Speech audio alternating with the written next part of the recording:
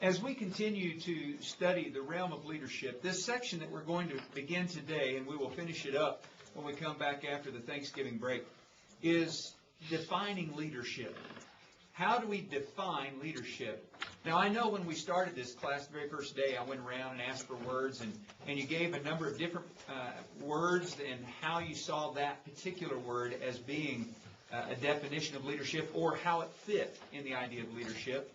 And what I want to particularly look at are a number of different words, but we're going to examine some areas within those words that really have a way of defining who we are as leaders. The first word that I want us to look at is the word preparation. Obviously, as a young man growing up, I had the opportunity to be in the Cub Scouts and the Boy Scouts, and you know the Boy Scout motto is always be prepared. And it's interesting, I read this, it's been several years ago now. In 1911, there was a huge push to be the first to reach the South Pole. And there were two men who were basically in this race. One's name was Roald Amundsen, and he was a Norwegian explorer, basically. But what he did was he sat down and he started studying the ways of the Eskimos. He started looking at all of their practices and how they did Arctic travel. And then he went and found the best at that kind of travel, the best skiers, the best Arctic workers. So he found and put together a team of the best men he could possibly find. They decided that the way that they would go in was with dogs pulling their sleds. And he decided not to travel more than a certain distance every day, only about 6 hours, give the dogs time to rest, give them time to rest. He also, along the way, stored at different depots food so that they would have food for the trip back once they reached their destination. He bought the best gear that you could possibly get. I mean, from the gloves to the goggles. Everything he purchased was the top of the line equipment for going into this type of a region. As a result, their trip was successful. They not only made it to the South Pole, but the worst event that took place in that entire trip was an infected tooth on one of the men that had to be extracted. In contrast, the other individual was Robert Falcon Scott. Robert Falcon Scott was a British naval officer. He had done some Arctic travel in the past, and so he felt very confident about this trip. But in contrast to Roald Amundsen and his group, Robert Falcon Scott didn't do much additional study in regards to traveling in this particular region. He also decided to take motorized sledges with horses. The problem was 5 days into the trip, the sledges broke down, and the horses didn't fare very well either, and they all died. So the men had to carry these 200-pound sledges as they were traveling. The other problem was they didn't take enough food. In the last minute, they made a decision to take a fifth man on this trip with them, but they only had food for 4, so they didn't stop depots along the way for the trip home. He also didn't buy the best equipment. Every man in his crew suffered frostbite, and because they didn't have the best goggles, they suffered snow blindness as well. They did finally reach the South Pole. And when they arrived, they found a Norwegian flag and a note from Roald Amundsen. On the trip home, every man died. The difference in these two men is this word right here. And it's preparation. And for you guys, when you leave this school and you begin working with congregations or groups of people in a leadership role, do not underestimate the need to do the preparation for whatever the task is that you're going to try to accomplish, whatever the goal is that you're leading people to. Do the preparation and you will see the success, because the preparation you make will define your leadership or the lack of it. Now, in regards to this word preparation, I want us to look at a couple of key elements that exist or that need to exist in regards to preparation. The first of which is we have to learn from the past. We have to learn from the past. Now, we've said this several times. You guys know this statement, obviously, so there's no need for us to dwell on it very much. But if we don't learn from the past, we're going to repeat it. Now, imagine if you were a follower in history of Robert Falcon Scott. If you did not learn from his experience, how much success would you have in leading a crew to the South Pole? And how many people would you think you could get to follow you on that journey, knowing that your mentor was Robert Falcon Scott versus Roald Amundsen? And that's what I mean by this. At the same time, you're going to have personal experiences in your own life in leading. Learn from them. Now, all of you have taken numerous tests in this school. The ones that you have been very successful on are probably due to the preparation that you've made in regards to those tests in one way or another. And the ones that you have not been as successful on are probably the result of not as much preparation as you should have put into them. Let me encourage you that you don't make those same mistakes in the future. Learn from them and put in the preparation necessary to see the success, because it's going to help define who you are as a leader. Not only learning from the past, but secondly, seek wise counsel. Seek wise counsel. Now, it doesn't take long to look into the Bible, and you can recognize a number of different times where individuals sought counsel. The one that always stands out to me is Rehoboam. Solomon's son was given the opportunity to become the king over all of the nation of Israel. And when they came to him, they simply asked that he would lighten the load that his father had placed upon them. So he sends them away for 3 days, and he seeks counsel. He seeks counsel from two different groups. He seeks counsel, first of all, from the elders who ruled with his father. And you know their counsel to him was, give them what they're requesting, and they will follow you. But he also counseled with some younger men who grew up with him. And their counsel was, you need to tell these people that your little finger is thicker than your daddy's thigh. And whereas he beats you with whips, you're going to beat them with scorpions. Make it harder on them. Well, Rehoboam did not listen to wise counsel. And as a result, the kingdom divided, and he ended up with the smallest portion of that kingdom as a result.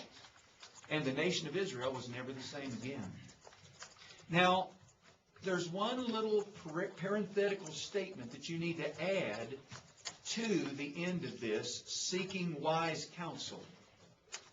And that is, listen to it and follow it. Nothing is more frustrating, and Doug touched on this some when he was here, than when someone comes to you and they ask for counsel and you give them wise counsel, biblical counsel, and then they walk away and won't follow it. It's frustrating.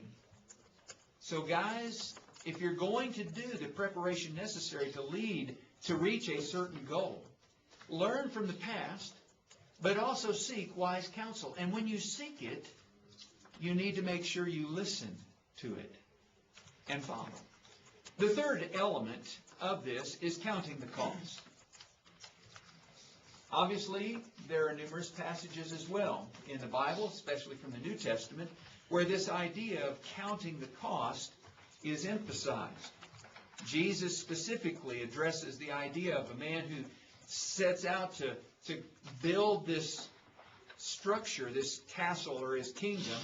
And yet, when he sets out to build this structure, he doesn't sit down and figure out how much it's going to cost, and when he gets halfway through, he runs out of money. Or the king who's going to go out to do battle with 10,000 men, he's going up against 20,000 men. Count the cost. Because when it comes to you're preparing to reach a certain goal, do you have what you need to reach it? Do you have the resources? Do you have the people? Are you willing to pay the price to reach that goal? Preparation involves counting that cost, because when you count that cost, you may determine that this is not the right goal for us. And so it's better to make that preparation in advance and determine it before lives are lost than it is to get into the journey and it's too late to turn back. Preparation, key element is count the cost. And then, remember that conclusions are based on faith and fact. Conclusions are based on faith and fact. You need to believe in the conclusions that you reach. Once you've started this preparatory process and you've taken the steps, you get down to this last element. Remember that your conclusion has to be based on your faith in not only achieving that and the people who are going to help you achieve that, but in the God that you serve. And that your conclusions are going to be based on the information that you have gathered. Here are the facts. Now, I'll tell you a situation that happened many years ago. We have a good friend in our family who is president of a bank in Greenbrier, Arkansas. And every week they had to meet with the board and to offer certain loans of certain size or whatever amount they were. They had to go before a board, and the board had to either approve or turn down those loan requests. Well, they had a particular religious organization that was wanting to borrow in the millions of dollars to build a church building. And the loan committee, or the board, asked this individual who was pitching the loan, how are they going to pay for this? And the response of the man who was pitching the loan said that they told me that God was going to help them pay for this loan.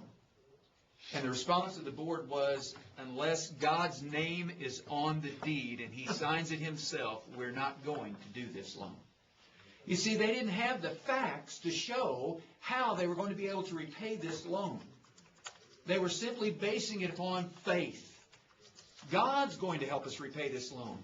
Well, that's all well and good that we have faith in God to help us achieve something, but if we haven't based the information to reach our goal and the plan to reach that goal on the facts, then we haven't put this equation together the way that we need to properly. Preparation, when we come down to the conclusion, is going to involve faith, but we've also got to base it upon the facts that we have. That's why when we take this into the lesson on speaking about goals in the later part of the quarter, you'll understand that when you set goals, you've got to set them on the basis of what God is going to help you do. They've got to be realistic. And so we'll talk more about that when we get into further class. Also, when we think about the idea of preparation, let me share with you some steps for proper preparation. Some steps to proper preparation. The statement you're going to find up here at the top is proper preparation prevents poor performance. When I left Greenbrier, we had an elderly gentleman in that congregation by the name of Herb Tatum. You just have to know Herb. He was just Herb. I mean, his name was very fitting.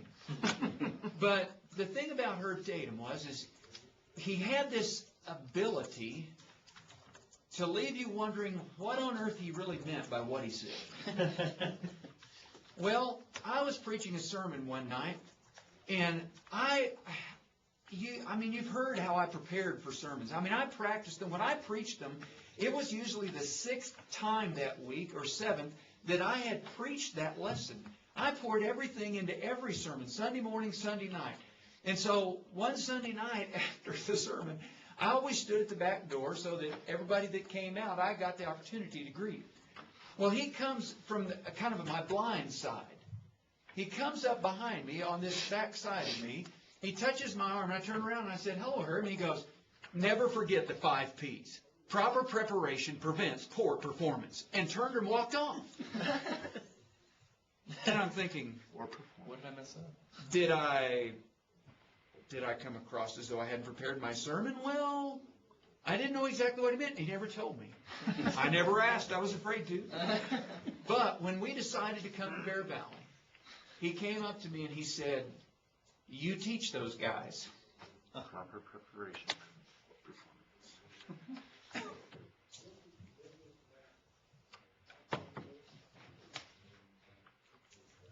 And he's right. He is right. Proper, and see, that's the key. Proper preparation is what prevents poor performance. So when you guys are leading others, do the steps to be prepared so that you will see success in your leadership and people will follow you. Now, what are those steps? Well, let me share some of them with you. Number 1, you need to know where you are going. Now, I don't remember who it is that said it. I've seen it in several different venues. But the idea of the guy who was coming through, and he said, "Have you seen this group of people coming through here?" He said, "I must find them because I am their leader." Well, if we don't know where we're going, how on earth are we going to lead someone else? Proper preparation involves an understanding of how to set the right goals. And that goal is where we're going. If you don't know where you're going, then it's going to be very challenging for you to help someone else get there. The second step to proper preparation is to organize by priority. One of the reasons I asked Doug to touch a little bit more on the tyranny of the urgent, I thought he was going to miss it altogether there for a minute, and he missed it. He had one more slide. But one of the problems that we face in leadership is this tyranny of the urgent. And a little bit later in the class, we're going to talk about some different areas of what we consider urgent versus what is important and how that all works. We have to organize by priority. When we set a goal and we realize that this is where we're headed, then what has to be done first in order to achieve that? Because as the old adage is, you got to be careful not to get the cart before the horse. Guess how far you're going to go when you put the cart in front of the horse? Depends on how long the horse wants to. You're not going to get very far very quick, and you may not be going in the right direction. So organize by priority and put things in their proper place in order to achieve the goal that you've got set before folks. Also, patience without procrastination. A very crucial step in proper preparation is to be patient. Don't get in a hurry, but don't delay either. If we're not careful, sometimes patience can become procrastination. We begin thinking, well, we need to wait. We don't need to get in a hurry. And so we put it off, and we're waiting to get a decision because, well, we need to be patient here. And so what happens is it falls apart. Now, I'll give you an example of something that happened. Actually, it ended up costing dearly in the long run. We had a couple that was worshiping with the congregation there at Greenbrier, and he was a go-getter. The sad part was he was a leader in an organization, and he was used to snapping his fingers, and the direction he wanted to get things done got done. Well, he came into the church. Well, he wasn't a leader in the church, but he had this idea concerning the youth group that we needed a van. to help transport them to go to different activities and to do different events and to get them bonding together and that kind of thing. And it was a great idea. So he went to the elders and he asked them about it. And the elders said, well, we need to think about that, see what we can do. And so he left, and I talked to him. I said, now look, the elders are slow about making these kind of decisions. It's a lot of money. And he had already done the research, how much it was going to cost, where they could get one. He already had one found online that they could go pick up the next day. He was just waiting for them to write a check. And so he came prepared, gave them all the information. 1 week turned into 2, then a month, 2 months. 3 months into it, he took his family and they left.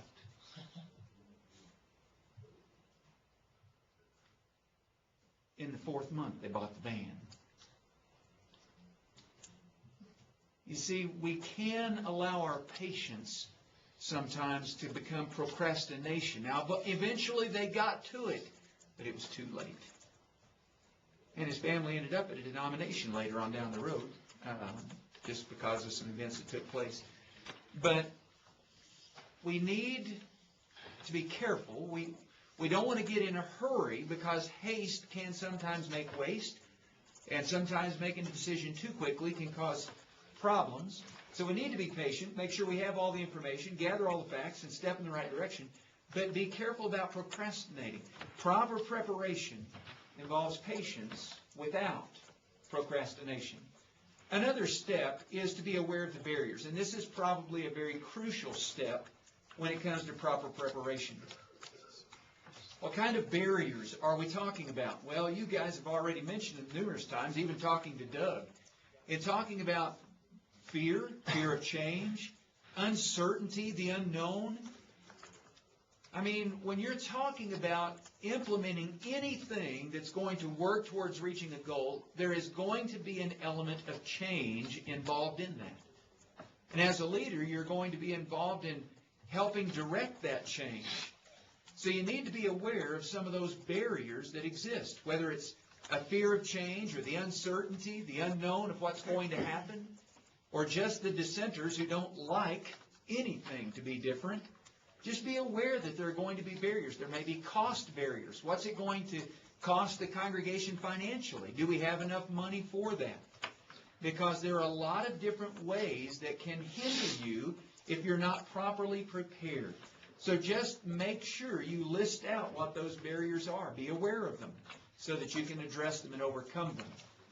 Also, and Doug touched on this as well, note each success. And I really appreciated the fact that he addressed this idea that it's not always public, but sometimes it needs to be. I mean, you can really celebrate the victories with people by just going to them individually and encouraging them and commenting on what they've done. So note those successes. And if you will set aside those times to make sure that you write those thank you notes, or that you encourage someone privately and pat them on the back, or semi-privately, the idea of just a few around, so that they are beginning to see that, man, we're doing some good things here. And I really appreciate the fact that Neil really tries to do a lot of that in this congregation, both in the daily bread as well as from the pulpit, to try to encourage people of the good things that are going on, and we need to stay focused on those as well. In the business world and in quality control in particular, there's a process. It's called an 8D process, where when you've got a problem, you figure out what the root, you put together a team, or you give it to somebody as an individual, but you figure out what the root cause is, you figure out what you're going to do right away, you figure out what you're going to implement long term, you figure out how you're going to prevent it from happening again. But when you get down to the very end, the very last step is always congratulating the team. Oh, very good. So building upon that success. Very good. I like that. I like that. As we leave the idea of preparation, I want to leave you with one thought before we move into talking about potential. I met a guy on a plane flying back from Amsterdam several years ago. His name is Paul Cryer. He is a gentleman who trains leaders in the Cummins organization. I mentioned him to you earlier in the quarter, but his name is Paul Cryer. Interesting guy. and really grew to love him. Well, I found a note from him the other day, because when I sat down and found out what he did, I asked him if I could ask some questions and take notes, and he said sure. And so I found this piece of paper I had written all those notes on, and he had this thing about preparation in marriage. He called it his 2 rules for marriage. And this is preparation, guys, at its finest. As a leader and as a husband, for those of you who will be husbands, and for those of you who are, these are 2 fast rules for marriage that I assure you are good and certainly applicable to the idea of preparation. Number 1 rule, always hide a gift. Always hide a gift. When you forget their birthday. No, it wasn't because of forgetting their birthdays. Don't ever forget their birthdays. The hide a gift concept was, inevitably, he told me there are going to be times I'm going to say the wrong thing, I'm going to do the wrong thing, I'm going to mess up in some way. Just book it. He said, I do it. He said, but I always have a small gift. He said, it's not anything large, just a small gift that I have hidden somewhere, that when I make those mistakes, I can immediately go and get that gift, and I can apologize and let her know that I've been thinking about her. She knew that I was prepared. He said the second rule is this: always get dessert to go. He said, I have, of course, in his business, he said, I have to entertain a lot of clients. He said, we eat out many nights and many lunches.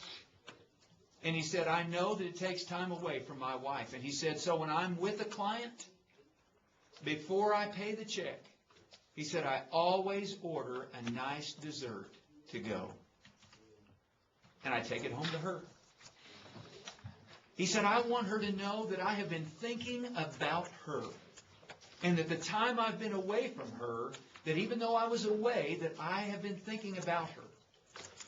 And so we were talking about these 2 rules, and I laughed, and I was writing them down. I said, I'm going to teach this in my class.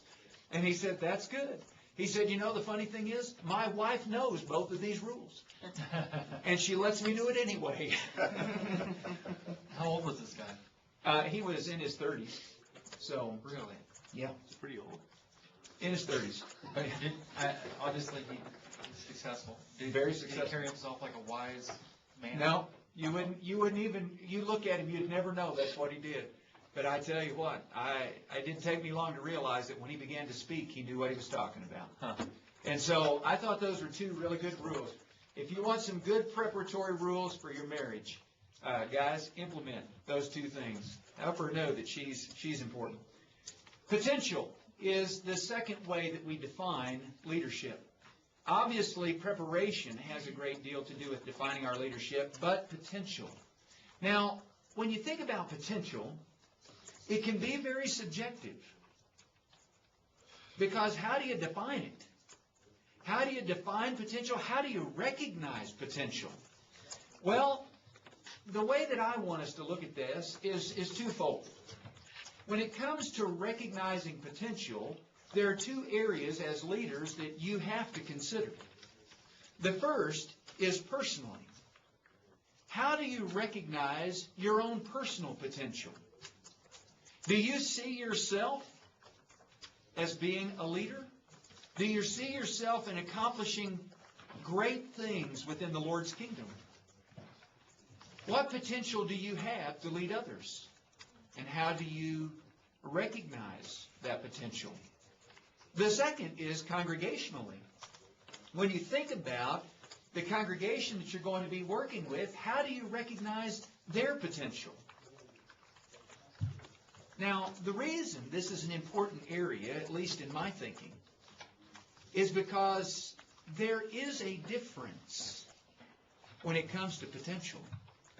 Have you ever wondered why it is that very few college coaches are ever really successful in the professional leagues? One stands out to me the most is Rick Pitino. Do you remember when he left Louisville? No, he's at Louisville now, and he left Kentucky.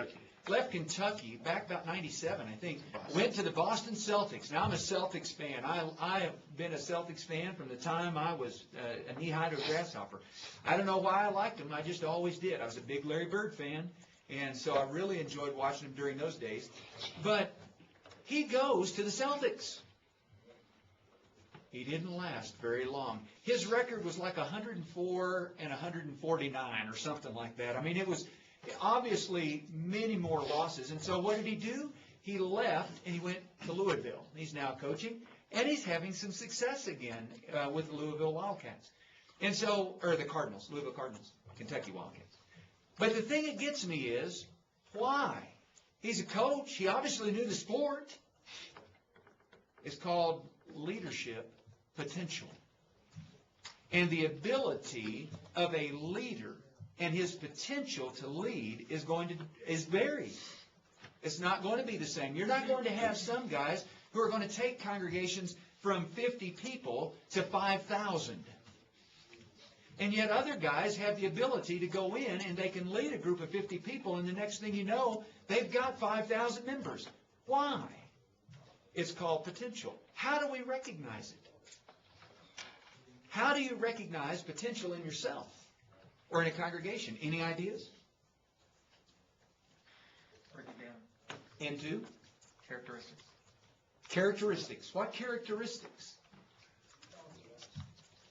What makes somebody successful now, and how do they get to that point?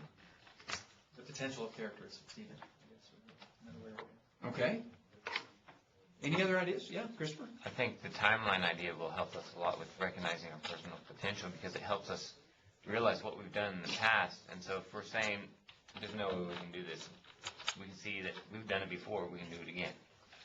Very good. Chris? That was good. You guys, some of you guys, how in the military, how do they do that? How do you recognize personal potential or platoon potential or company potential? Probably won't make our notes, but because one of them was intuition. Okay. I could look at someone, it was based on timeline, if you will, past performance and intuition. And I could tell this guy, I told this one kid, I said, you will be kicked out of the Air Force within 1 year. And he laughed, and he was. Interesting. Performance intuition, I just could, he exuded dirtbagness. That's technically you were correct. Technically, we might not understand what that means. Yeah, get that in your note. It's been recorded for all of history. So. You guys have been in corporate world. Have you done some corporate stuff? Mm-hmm. How do you recognize the potential? Why is it that companies like McDonald's go worldwide, We're fat. and then other companies don't? Because of consistency. McDonald's succeeds because they're consistent. Ah. They don't always have the best food, but you know when you go in there that you're going to get the same thing every time. There's no variation. Whether you're in China or you're in Denver, it's going to be the same. You don't get a good burger one time and a bad burger the other time. It's consistently the same. Always been. And so in the corporate world, when you're looking at people and you're trying to find people who maybe have potential for leadership, you're looking at, can they, put together a sentence or two sentences without tripping over their tongue? Do they have the ability to do and be able to handle the things that they're currently doing? Or if they're doing something now and they're doing it well, you can see, all right, they've got potential maybe to be able to do something else and be able to do it well also. Ah, very good. Rajiv, you had your hand up. Oh, no. Oh, sorry. Rob? One thing that I kind of took on myself whenever I was in management with the Buck, I traveled, I worked in 11 states, and we were always trying to find people to step up because they were a growing organization. And one of the questions that I always asked them, or I always asked myself when looking at somebody, was how do they handle change? And they handle it well in their own jobs, whether it be adding responsibilities, taking responsibilities away, helping teach somebody else. How do they handle change? That was always a big potential builder for me. It's interesting you say that in light of the timeline, because do you remember at the bottom where I had the boundaries? Those are the transitions in your life. And see, how did you handle those changes when they took place, whether they were a few weeks or a few months or a few years? That's interesting to think about in determining your own, but as well within a congregation. How are changes handled? Are they handled well? Are they received well? Because that's going to help recognize potential. Very interesting. Any other thoughts on recognizing potential? Dale? I guess I'm kind of old-fashioned, but they got to prove it before they do it. Okay. Proof's in the pudding, my mama always used to say. What does that mean? Huh? Proof is in the pudding. I don't know. Ask her. I'll call her today and say, Grandma. In the corporate world, when they hire somebody, it's not a small decision. It's a big decision, and they go through several interviews, and they have several different people you interview with, you interact, you meet with. Why? So they have 5, 6, as many as they have put aside, if they've reasoned, like 3, 4 people who will meet with you individually as a group. They'll answer you, ask you questions and stuff. So it's a brainstorming. It's not like you interviewed with one person. That's it. You'll wait for a response. Several people go, and then they start you in a situation where you prove yourself. As you prove yourself, they give you more and more responsibilities. Okay. Very good. Yes, Albert? I think if you believe in yourself and what you're going after is right, and you have that assurance that it's right, you'll have more people following you than you can count. Just because you have that assurance. And when they see you going after what you believe in with the assurance that you can do it, people will follow pretty easily. Okay. Interesting. Brad? What was that from OT1? It was exactly what he's talking about. We were talking about Moses or something, and he didn't believe in himself. What was it? Did you have a Well, I was thinking about the Grasshopper Syndrome is what you were. Yes. The idea of the 12 spies that went in, and 10 of them came back and said, we are as grasshoppers in their sight and in our own. It was the way they saw themselves that created the greatest problem. So, yeah, I just call it the Grasshopper Syndrome. Nice done, Bradley. That's where you got it from. I like it, that word. Well, and I think if we were to sum all this up, and I got 3 words up here that I'll share with you that I think fit the idea of what we're talking about. In recognizing potential, the most common thread is actions. In everything that's been said among you guys, that first and foremost, it's performance. How have they performed in the past? And whether you're examining yourself or you're looking at the congregation as a whole, you have to factor in, when it comes to recognizing potential, the actions that have been taken. Is there a track record that shows there has been growth? Because that will help determine the potential for establishing goals for the future. The second area is abilities. What abilities do you have? And will a congregation have? I found it interesting that a common statement that I hear for the congregation here at Bear Valley, and I saw this same thing at Greenbrier. There are more abilities in the congregation that are untapped than just about any organization on the planet. When you think about the design of the church as a body and the people who all come to the table, when it comes to what exists within this body here or at Greenbrier, you got people from every walk of life, every venue, every mindset. When you put all that together, you've got the potential for incredible greatness. We've just got to learn how to tap into it and to utilize it in ways that will achieve that potential. So you need to recognize the abilities that you have and that others have. Chris? That just reminded me of my home congregation. We have a building that's about as big as this building, maybe a little bit bigger. And it was built solely by the members. There was only a single hired person.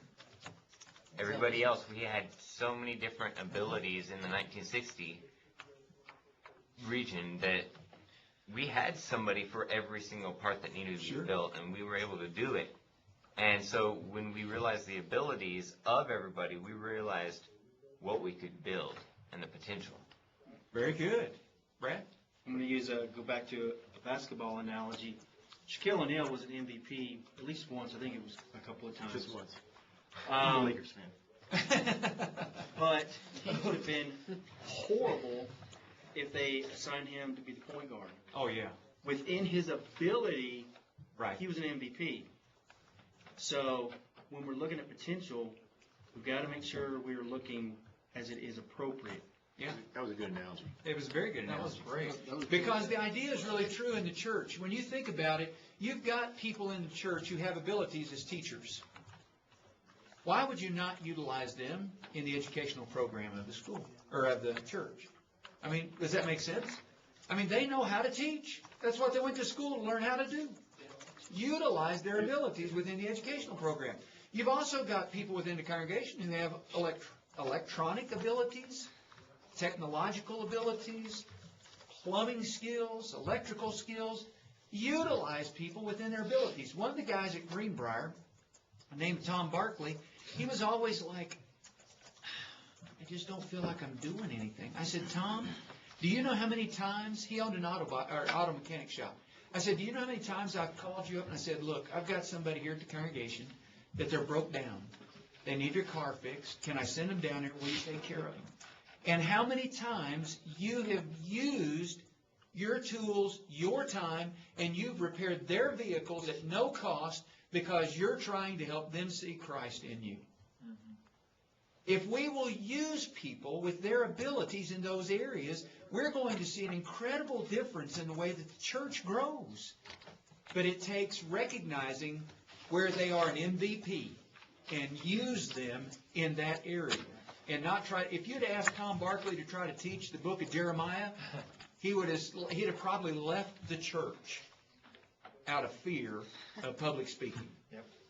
I mean, that was not his ability. He knew it wasn't his ability, but he could fix cars as well as anybody I've ever met. I mean, that was Tom. And so there were others who did the same thing. I was just going to ask, you may see potential in a lot of people, but the majority of people don't want to do anything. That's what we'll come to a little bit later. That's a different matter. And so that is certainly an area that needs to be addressed, but we're not there yet. Are all preachers leaders? Yes. That doesn't make them good leaders. There's a big difference. Yeah. Everybody's leading. And, you know, if we're going to define leaders solely as elders, no, they're not. But as far as leadership, yes. Yep, they are. Which is why I think letters like 1st, 2nd Timothy, and Titus are going to be great studies for you guys when Denny teaches that. And you guys have the opportunity to go through those classes. I mean, the instructions that Paul gives Timothy and Titus provide a great understanding of his role as a leader within a congregation. I mean, he was to be appointing elders within every city.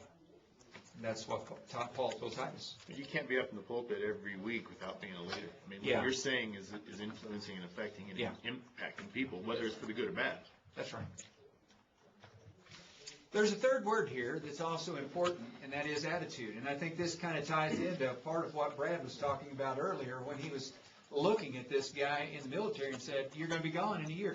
He recognized, obviously, the actions of the past, but he could also see the attitude of the individual. And you can recognize a lot, and this kind of ties in part of your question, Dan, and that is, how do you motivate people who you can see they have abilities, but they don't want to use them? Well, it comes to attitude. And if they don't have the mindset that they want to use their abilities in service to the Lord, then that's going to be a factor in determining just how much potential exists. You may not have as much potential because you haven't been able to overcome that mindset. And so it just takes some time to be able to determine how to motivate those people in that direction. I was Okay. agreeing. When we think about potential, there is another area that I want you to keep in mind. And you can get this chart out of John Maxwell's book on 21 Irrefutable Laws of Leadership. He talks about the law of potential in there, and this is one of the areas he talks about, success in leadership. If you'll notice at the bottom, you'll see the effectiveness of the leader. And it's based upon two factors. The bottom is success dedication, work ethic. How much energy and time and work are they putting into what they're doing? On the left is the ability of the leadership.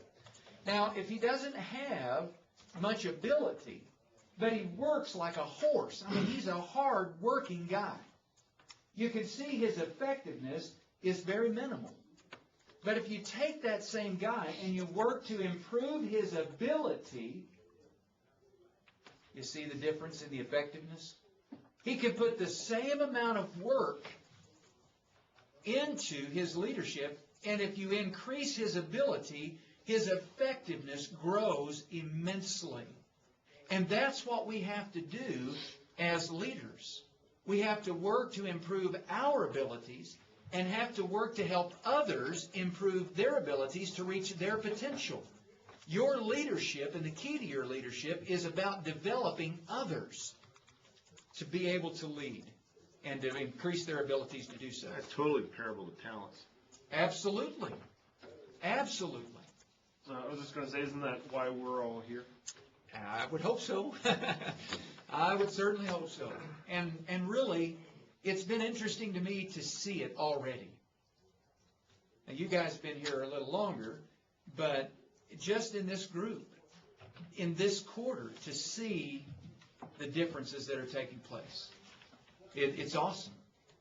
And you guys may not see it, but I guarantee you that the staff see it. And it's interesting to hear the discussions because of what's taking place in your lives just in a short period of time. And to know what's going to happen over the next year and a half is cool. It is really cool stuff. What are they saying about land? As we think about reaching our potential, there are several factors that are very important when it comes to reaching our potential. Now, whether we're talking about individually or congregationally, and certainly I would hope that as leaders going into an area of work that you would take all that we've been talking about concerning trying to move away from this individualistic mindset, but to realize that we work and we grow together as a body of people in the church. Now, a couple of factors that are very important to this reaching our potential. Number one is do not limit God. We talked about this in OT1 when we were talking about feeding this multitude of people. They wanted meat. God said, I'm going to give them meat. Not just 1 day, not 2 days, not 3 days, not 4 days, not 5 days, not 6 days, not 7 days, but 30 days.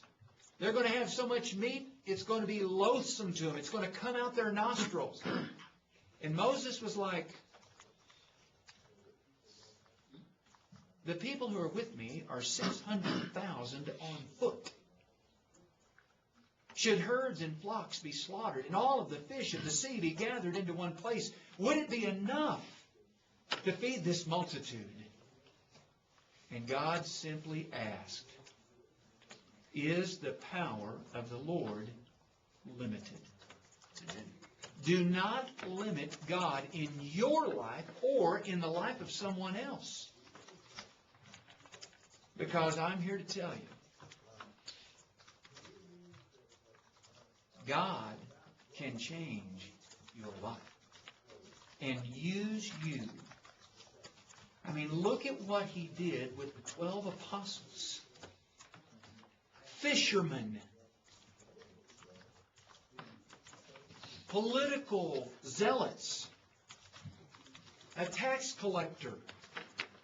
I mean, God took 12 men who obviously, that everyone else was able to recognize, they're not educated or trained men.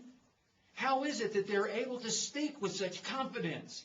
It was because God changed their life. And I'm here to tell you that he will change yours.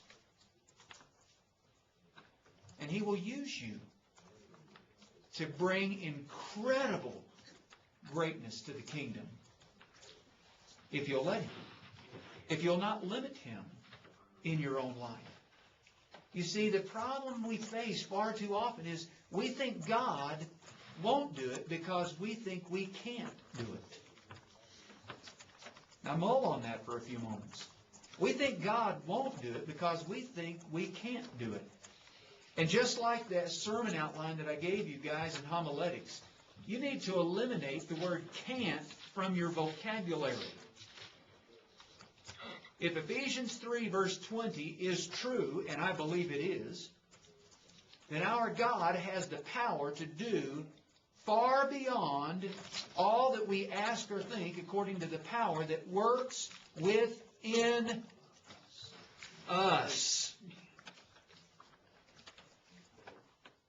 Do not limit Him.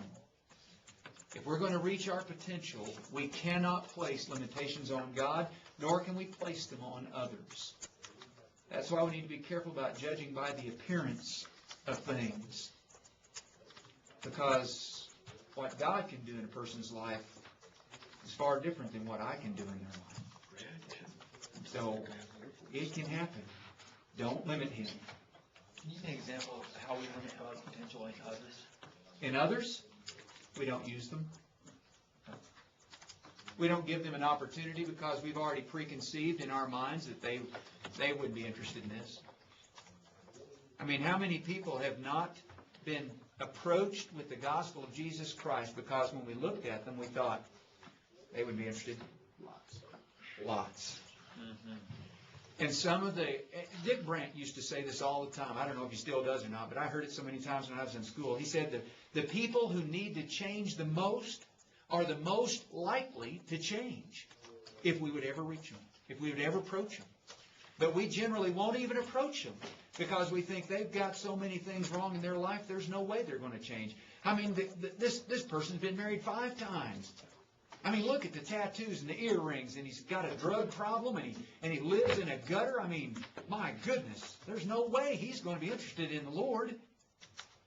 And so, because we preconceive the ideas, we limit the power of God to change his life and to think about what he might be able to do if only someone recognized the potential.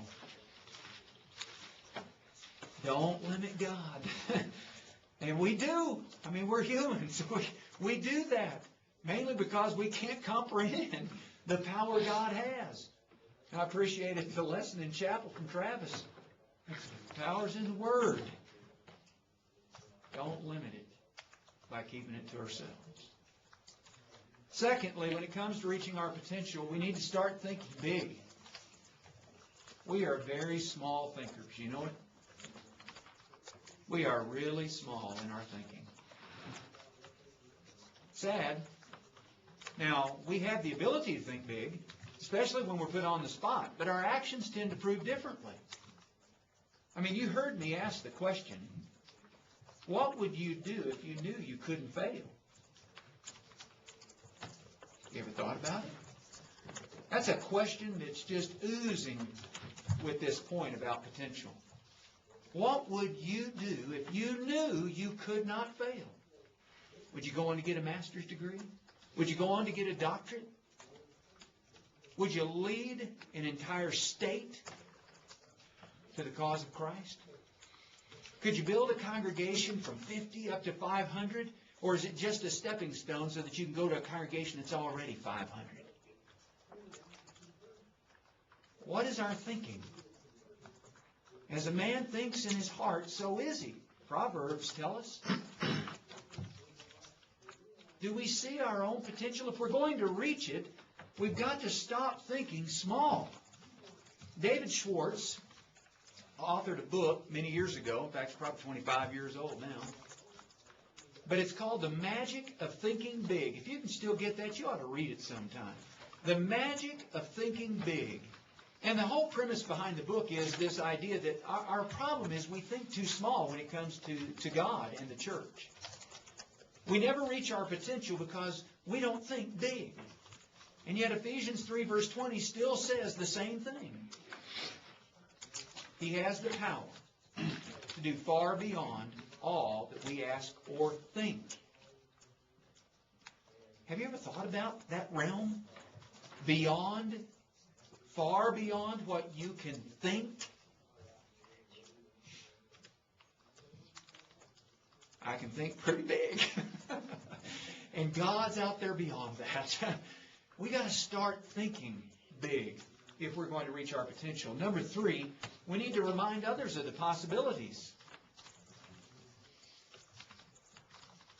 You know, I love the fact that when Doug left here on Wednesday, that he left here saying to you and me as a class, that him being here teaching reminded him of some areas he needed to be working on in his own life. You see, sometimes it's just reminding others of what can be done that helps us recognize the potential that exists for us to reach in our own lives and as the church. Keep it before people. Remind them of the possibilities that exist and how great our God is in helping us reach them.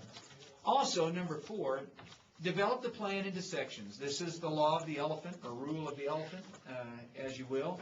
And that is, you got to break it down. When you devise a plan of how you're going to reach your goal, you need to make sure that you divide that plan into sections so that you can celebrate those victories along the way. And while your vision and your long-term goal may be 25 or 50 years out, you need to break it down, to segments that are even smaller than 5 and 10 years, and even beyond 1 year. 6 months from now, this is where we want to be in 6 months. And then 1 year, this is where we want to be. Break the plan into sections so that people can see the progress and realize that as they have those victories, they're reaching their potential. And that's what it's all about. If you were to say when you first walk into the church, look, I've got a plan. We're going to reach the entire world with the gospel of Jesus Christ. And we can do it in 28 years, and I'll show you how. Well, that's all well and good, but you just overwhelm me to the fact that there's no way I'm going to think there's any possibility of reaching 8 billion people in 28 years. And so, break it down. Got a congregation of 50. Where we want to be this time next year is 55. And the second year, we want to be at 61. And the third year, we want to be at 75. And here's how we're going to do it. Every 6 months, we're going to do this. And when we see this progress and this change taking place, we're going to see that we can reach our potential and devise it where it goes out. One of the classes that I'm really sorry that we don't have here in this school anymore is Missions 3. In Missions 3, we had to write and design a PERT chart for 10 years. It is Program Evaluation Review Technique, is the PERT. And the idea is that you are going to devise a plan for 10 years where you start at the first with what you have, and then at the end of that first year, here are the goals that you want to reach. And then you divide it into 12 months in all different categories that you're going to implement during that 12 months to reach those goals. I tell you, it is an awesome assignment. If you go into the Masters of Missions program, you get to do that. But you have to be in that program to get it now. But you got to have a plan. Is that through Bear Valley? Yeah. Yeah, the Masters of Missions program is the same equivalent to the Masters in Biblical Studies. It's just focus in missions. The next area has to do with beginning now. Once you devise the plan, you break it into sections. Perhaps one of the most important steps when it comes to reaching our potential is begin now. Why are you waiting? Why are you putting it off till next week? Why are you thinking, well, I'll do that after I graduate? Why not do it now? Jeff Simpson's presented a possibility with a group of you guys working together of how to have hundreds of thousands of contacts that you can reach through the internet with the gospel. Are you thinking, I'll wait till I get finished before I start that? Why? Begin now. Reaching our potential can take place if we will just follow a few simple areas and have that dedication to begin now. From the idea of potential, and we're following that same flow of thought with the letter P, is a positive attitude. I love this picture. The first time I saw this picture, I thought, yep, that's the one. It's interesting to me when you see kids. They just have such a positive attitude. The sad part is, when we think about the idea of attitude, is when we get older, our attitude begins to change. And then we sadly begin to take that and influence others with it. And especially those of a younger generation. I mean, how many times have you seen somebody on fire after they became a Christian, and somebody in the congregation who's been older said, "It'll wear off, partner. It's okay. Just calm down a little bit. You'll be okay. In a few months, it'll be all right." What is that? Let me pour the hugest bucket of water on your fire I possibly can, instead of utilizing the potential of that flame that has started and stoke a forest fire with it. Positive attitude. There are a number of areas about attitude that we're going to talk about. I'm going to do my best to stay away from the negative side of this, because a positive attitude is one of the most powerful and influential areas in your leadership that will define who you are as a leader. Now, obviously, you need to make preparation, and you need to be able to recognize your potential and reach it. And that for the congregation. But guys, you need a positive attitude when it comes to the work. And as a leader, it will define who you are in the realm of your leadership. A couple of areas that I want you to know as far as truths about attitude. What are some truths about attitude? Well, first and foremost, it's a choice. It's a choice. It's pretty simple. You choose the attitude that you're going to have and display. The sad part is the opposite of this is generally thought. We tend to think that circumstances or other people or life's situations determine our attitude. I mean, really,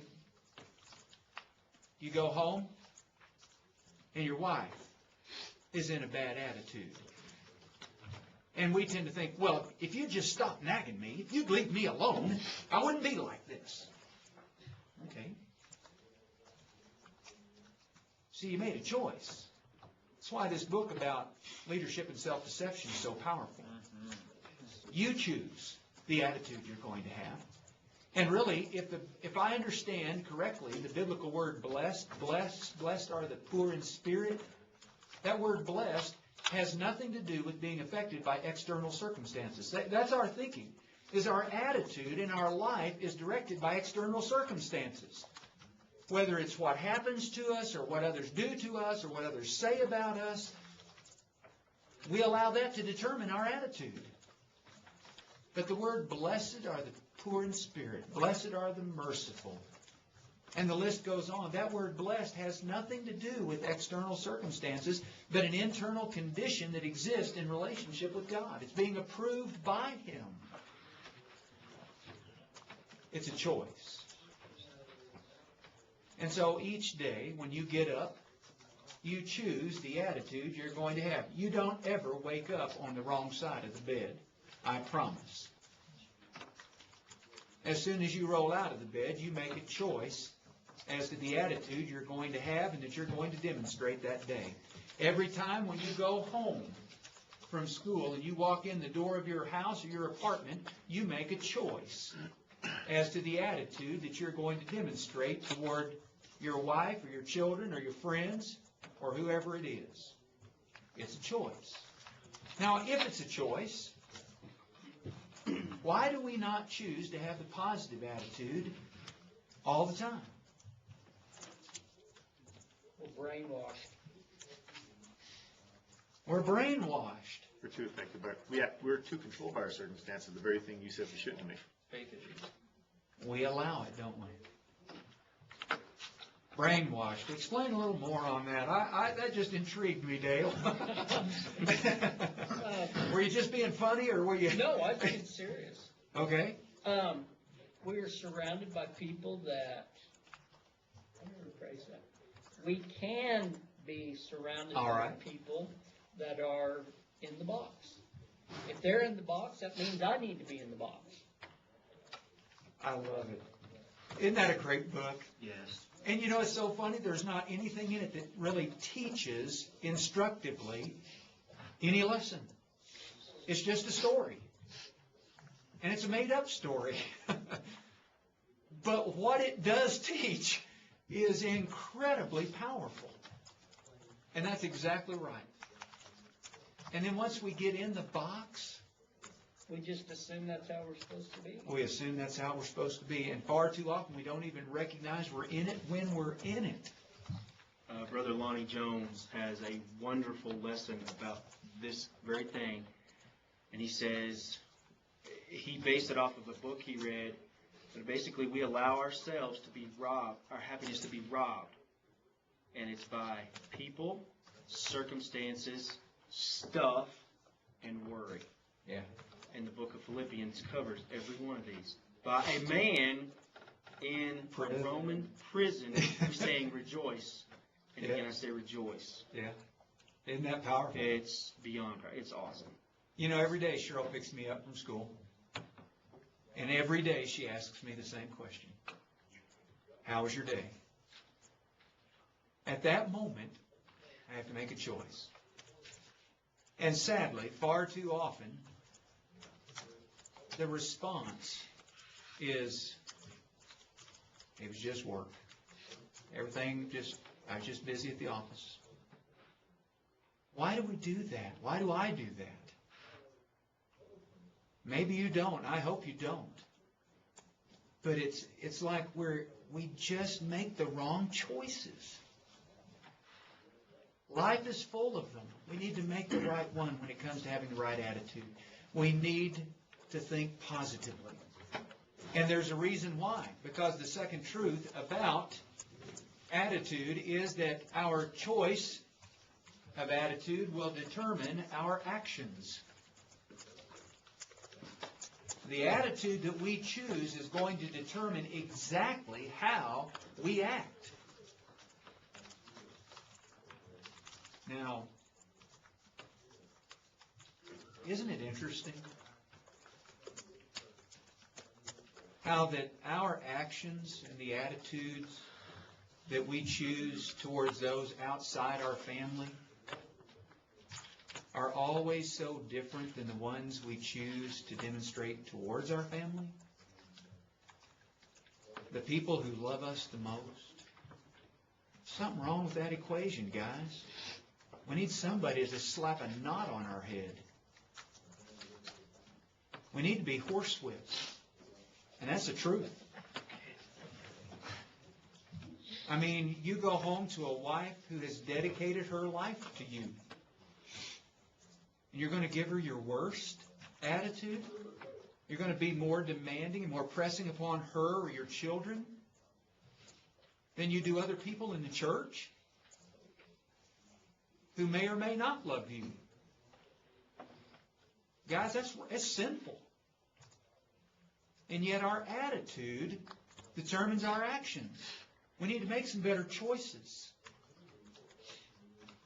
The people who love us the most are the ones who should get our best, not our worst. Okay? I think part of it is that we feel like our family, they're not going anywhere. They're a captured audience, and so we can be as bad and as nasty as we want to be. But one of the things we had a marriage seminar and a marriage class at our congregation back at home, and one of the things that the preacher told us to do is take a passage of scripture where Jesus says, whatever you do to them, you're doing to me, and whatever you don't do to them, you're not doing to me. And put that on your refrigerator and look at it every day. And think about your relationship with your spouse when you look at that, because you're to have a Christian attitude with your spouse because they are also your brother or sister in Christ. And you framed it so well, because we think they're not going anywhere, and they'll take it. They'll put up with it. And really, that's when we need to be horsewhipped.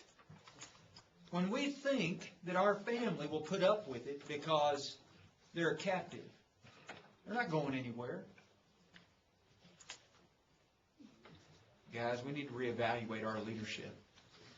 And we need a positive attitude because it defines. So that's what we're talking about, is the definition of leadership. What is it that defines our leadership as a family? I'm a husband. I'm a father. My family certainly deserves the best. Yeah. And however you treat them, it's the way you're treating Christ. Woo! That gives you chill bumps, doesn't it? It changes your relationship. It will. It will indeed. Very good thought. Also, when you think about the idea of attitude, your attitude is going to influence the attitudes of others. Now, granted, they still have to make the choice. But we've already stated that we allow others who have a bad attitude to influence us. As Dale's talking about, it puts us in the box. And we get in the box, oftentimes we're not even aware we're in the box, and then we start building this team of people because we want them to know that we've been treated wrongly.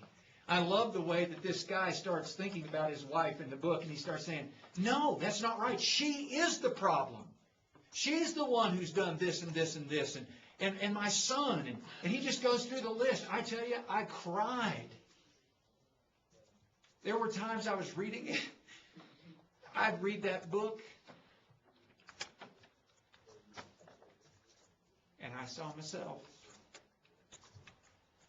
It's a choice we make that determines our actions and sadly becomes the influence in the attitude of others. Change has to begin with us. I have to get out of the box first. And only then can I help influence the attitude of others in getting them out of the box and restore the kind of relationships that need to exist in family and in the church. This book, I believe, is probably the best I've ever read anywhere, anytime about relationships. And if we can apply what's being taught, although it's not being taught, but the underlying principles that are found in that book in our families and in the church, we will change the way people understand what the church is all about. Yeah. But it's got to begin with us. The interesting thing about it is that's not even a religious book. It's not at all. No. But the principles are there. What did he say? That's not even a religious book. Right, right. The fourth truth about attitude is that it is much easier to maintain than regain. It is much easier to maintain the proper attitude than it is to regain it. It's sad that it's this way, but it's true. If we would just implement a few simple ideas that we're going to look at in just a moment to help us maintain a positive attitude, then we won't ever reach this point in our life that we're going to wake up and it's like my life is falling apart, and it's because I've had this bad or negative attitude, and it's like, how do I fix it? Well, that's kind of where this guy is in the book. Once he finally figures it out, and he realizes he's got to make some steps differently when it comes to his relationship with his wife and his son. It's no longer about work. You see, he figured it out. He got it. This is no longer about me. It's not about my job and where I'm at, my position, but it's about how I'm treating other people. Maintaining the positive attitude is going to be huge compared to trying to regain it after much has been lost and damage has been done. So those are four truths. Hopefully that will be helpful when it comes to your leadership and defining who you are as a leader. Okay? I had the opportunity to work with a guy that was, man, he was the most animated, verbal guy I've ever been around. And he was very charismatic in his religion. And you could see it. Man, he'd come in just, I call it ginning. I mean, he was just wound up, going 90 to nothing, and boss would come in just grumpy and barking out orders, and that guy's like, he ain't going to ruin my joy today. And you know what's sad? Is here are people in the denominational world who have that feeling based on a false hope. We have the truth. And yet, Brad, Dale said it for him, but Brad wasn't going to say out loud, there's not anybody in this room smiling, and we're singing joy to the world. What is our problem? Why do we allow Satan and the circumstances of life that he throws at us to rob us of what we have in Christ? We need to fix it. We need to maintain better attitudes. It starts with us. We can change the direction of our families, and we can change the direction of the church.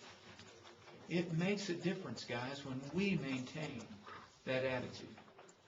Now, there's some areas I want us to look at that will help us improve our attitude.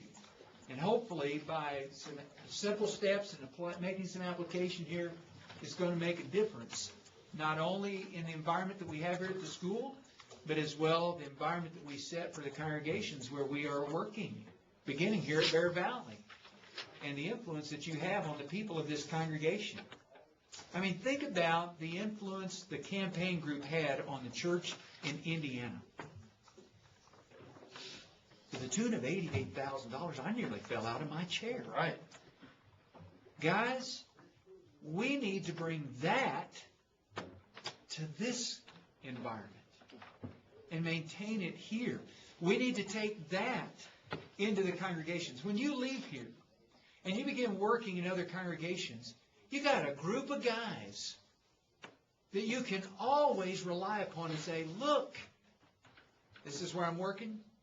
I'd like for you to plan to come and help me do whatever it is. We're going to stoke the fire of this congregation. And imagine if you helped each other do that wherever you were at. If you dedicated 1 week a year to helping your classmates. This year we're going to go where Dale's working. Next year we're going to go where Nathan's working. Next year we're going to go where Reginald's working or Rob's working or whoever it is. And you're going to come together as a group once every year to really stoke the fire and prioritize the area that's needed the most. We need to start here because Reginald is really struggling. We need to help him. We need to build him up, and we need to stoke the fire in the church he's working with. Can you imagine what that would do? It'd be cool as all get out. You see, it's potential, preparation, potential, positive attitude. Let me share with you some ideas that will help us. Choose wisely. If it is a choice, then make the right one. If you have the opportunity to choose between a negative attitude or a positive attitude, then choose wisely. Now, Rob knows where I'm headed with this. It's one of my favorite scenes in any movie ever.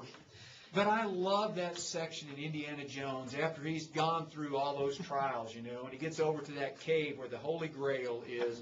And that old knight had to have been, according to the movie, 700 years old, and he's been guarding the Grail all these years, and there are all these cups. And he says, choose wisely. Because just as the cup of Christ will give you life, the false Grail will take it from you. Well, if you had 100 to choose from, it would give you a little different approach to how you made your choice, wouldn't it? When Moses was with the people in Deuteronomy there before they were going into the land, and he presented them these possibilities, he said, I set before you a blessing and a curse, life and death. Choose life that you may live. Guys, make the right choice. Choose wisely. If you know that it's going to influence the attitudes of others around you, if you know that it's going to make the difference in your home and in the church, it's worth taking the time to choose wisely. Secondly, when it comes to improving your attitude, develop positive affirmations.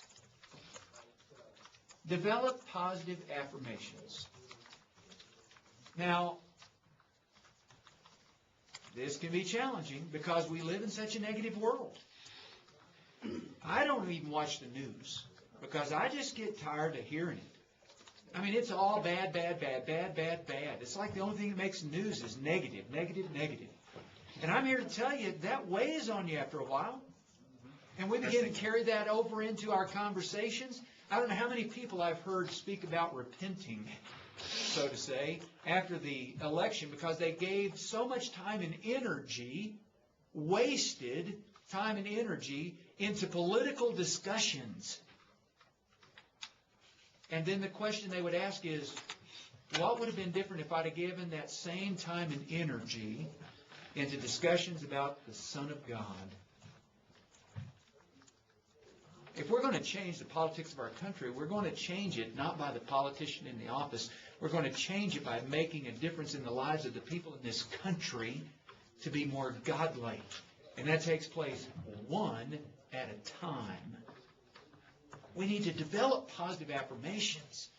And I tell you, I want to be around people who stoke my fire. I want to be around people who say, we can do this, and not people who say we can't. I want to be around people who dream big dreams, gigantic dreams, and who are able to say, we will do this. That's right. Those positive affirmations in your life are going to help you in developing and improving your attitude. Because we are going to be influenced by others. So let's make sure that we're having more of the positive influence. And expect great things. This kind of falls on the heels of what we've been talking about earlier in potential. But really think about it for just a moment. If you expect little, what do you get? Little or less. And if you expect nothing, you get nothing. So expect some great things. Imagine what God can do if you were to let go and let God. Let Him have control of your life and expect great things in people. Now, are there always going to be those who disappoint you and discourage you and let you down? Yes! But see, if we're not careful, even just that one thought in my mind took me away from this whole aspect of improving our attitude by expecting great things. Because there are going to be more people who will encourage you and hearten you if you will focus on them. So expect great things. It's exciting to see what's happening in the extension program. And just recently, Wes sent this story of Durant Run down to Keith Kassarjan, and Keith sent it to everybody in the extension programs. And these are the stories we need to focus on. We can focus on the problems and the negative and everything else about what's going on in Cambodia, or we can take a guy like Durant who's willing to not have a salary and work a job in order to train men and women over there to be Christians. I love him. It's awesome stuff. See, that's the kind of stuff we need to expect. Expect great things. Focus on those. Avoid the emotional vampires in your life. They're there.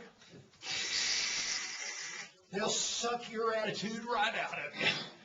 And then you're going to be going, man, life's a downer. It exists.